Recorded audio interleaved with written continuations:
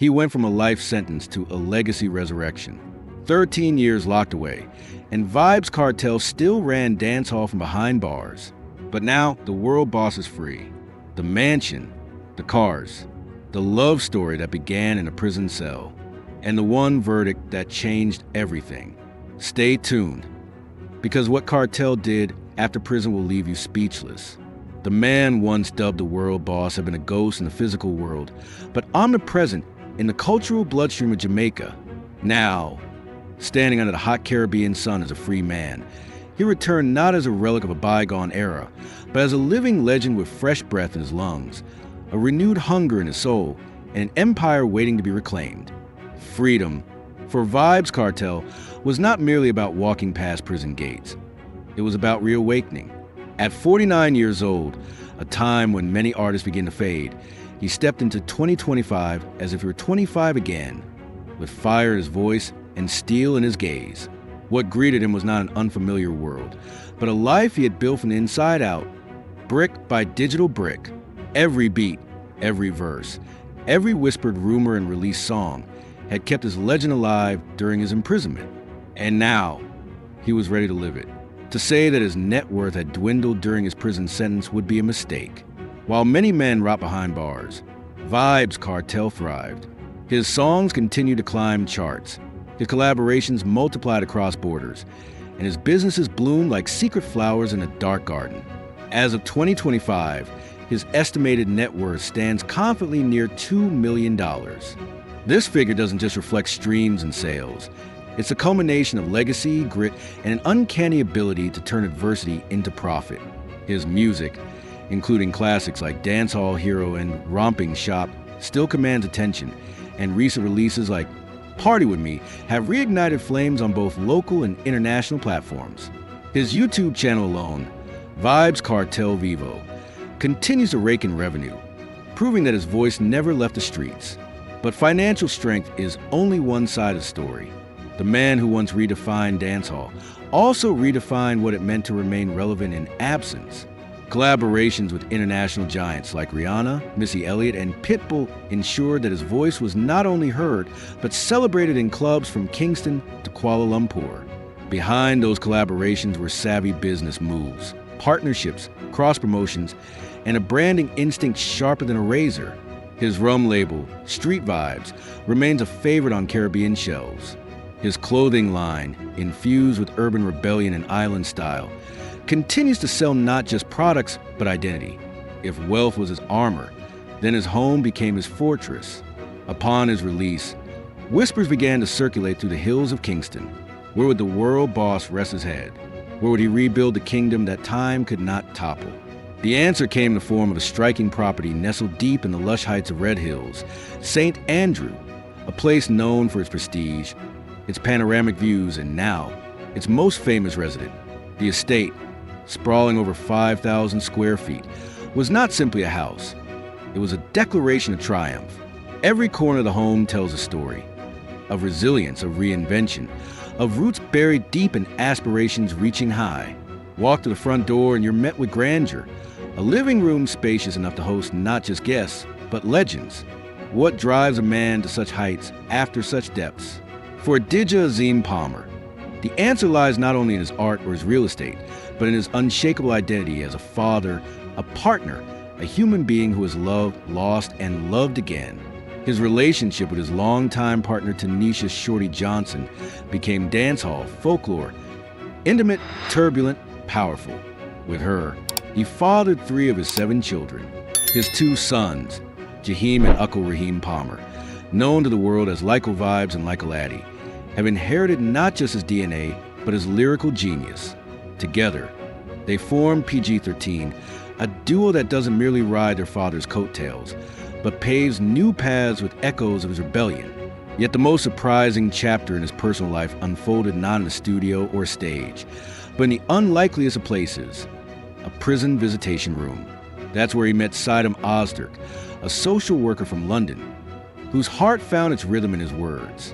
From letters to visits to video calls, their connection bloomed. Against all odds, their bond solidified. In 2025, she is more than a fiancée. She is his partner, his confidant, and the architect behind many of his post-prison endeavors. Where the world once mocked the idea of love behind bars, the couple now stands as proof that love can defy steel bars and courtrooms. It hasn't all been victory and champagne. The man who once ruled airwaves has also wrestled with demons both internal and medical. Diagnosed with Graves' disease and heart complications, his health remains a silent undercurrent in his journey. During his incarceration, reports emerged of severe thyroid problems, rapid weight loss, and alarming symptoms that sparked international advocacy for better prison conditions. Even now in freedom, he manages his health with the same intensity that he manages his legacy, with precision, care, and a determination to outlive every limitation placed upon him. The controversies that follow him like shadows have not faded. His choice to lighten his skin with his own brand of soap sparked debates on colorism, self-image, and Jamaican identity. Critics called it self-hate. Defenders called it autonomy. Kartel, ever provocateur, stood by his decision, not with apologies, but with an unapologetic middle-fingered societal expectations.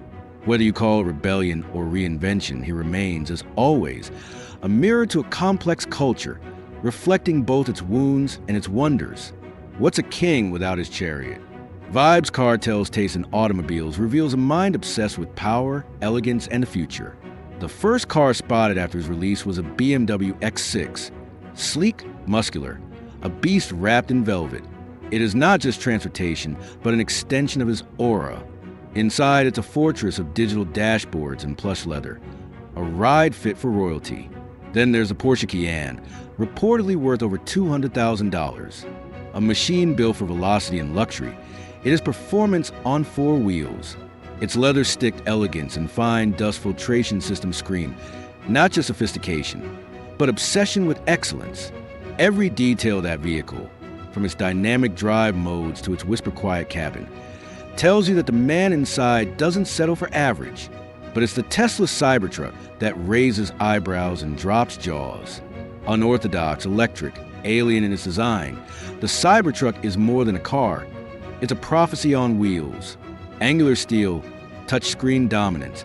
It fits the narrative of a man reborn. It's the car of someone who's not just back, but way ahead of his time. It's the vehicle of a man who's been to the brink and returned, now refusing to live inside boundaries, mechanical or metaphorical. Behind all this drama, all the flash, all the spectacle, there's still the soul of a poet who once scribbled verses in school books under the name Adi Banton, the young boy from Kingston who admired Buju Banton, the teenager who dropped Love Fat Woman under Alvin Reed's One Heart label, the hungry artist who clawed his way through dancehall's blood-slick battleground to emerge as a general, the man who formed the Portmore Empire, who mentored others, who built careers while the world watched and whispered, the man who, despite facing the longest criminal trial in Jamaican history and receiving a life sentence, kept releasing music that the streets refused to ignore, the Privy Council of the United Kingdom, in a twist that even Hollywood would find hard to script, overturned his conviction in 2024 due to jury misconduct. It was a verdict that shook the island and the industry alike. The Jamaican Court of Appeal chose not to retry him, pointing to cost, time, and deteriorating health. And just like that, after 13 years of iron doors and whispered prayers, the gates opened. He walked out not as a relic, but as a reminder of how deep music can root itself into a people, of how fame can stretch across oceans, even when the body is caged, of how freedom, when earned, tastes sweeter than any rum, louder than any chorus. In 2025, Vybz Kartel is not a ghost or a comeback story. He is a force, a man with fire in his lungs and thunder in his footsteps. His home in Red Hills is lit. His cars roar. His children create. His women stand beside him. And the music never stopped. He's not asking for your approval. He doesn't need your applause. Whether you're moved by his redemption, shaken by his controversies, or inspired by his survival, Vybz Kartel remains a man you cannot ignore. His story doesn't have a neat ending. It has verses yet to be written, rhythms yet to be born, empires yet to be conquered. And so, as 2025 unfolds, one thing is clear. Vybz Kartel didn't just survive the system, he rewired it to play a song. After surviving the longest criminal trial in Jamaica's history, rewriting Dancehall from prison cell, and walking out to reclaim his throne, what do you think Vybz Kartel's legacy truly is? A hero? A villain? A visionary?